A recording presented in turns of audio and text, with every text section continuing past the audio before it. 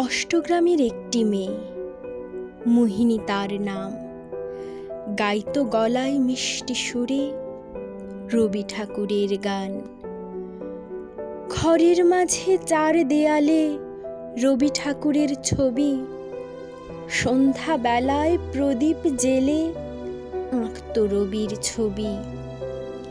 জন্ম মৃত্যু নোবেল বিজয়ের তারিখ থাকত মনে, গাইতো গান প্রাণ খুলে একলা ঘরের কোণে। বাবা তার দিনমজুর, মা ঘরে থাকে।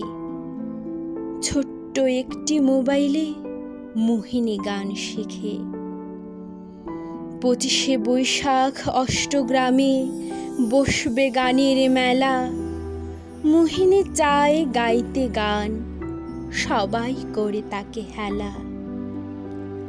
হাত জোর করে মোহিনী চায় যে গান গাইতে, কেউ দিল না সুযোগ তাকে একটি গান গাইতে।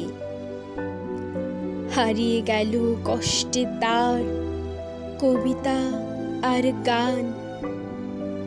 মোহিনী যে গাইবে না আর কোনোদিন গান।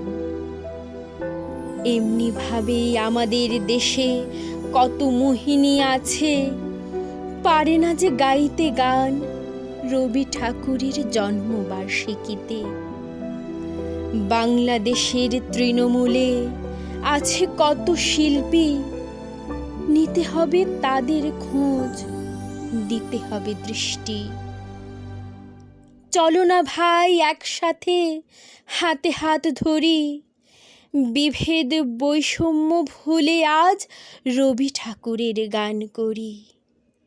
বিভেদ বৈষম্য ভুলে আজ রবি ঠাকুরের গান করি।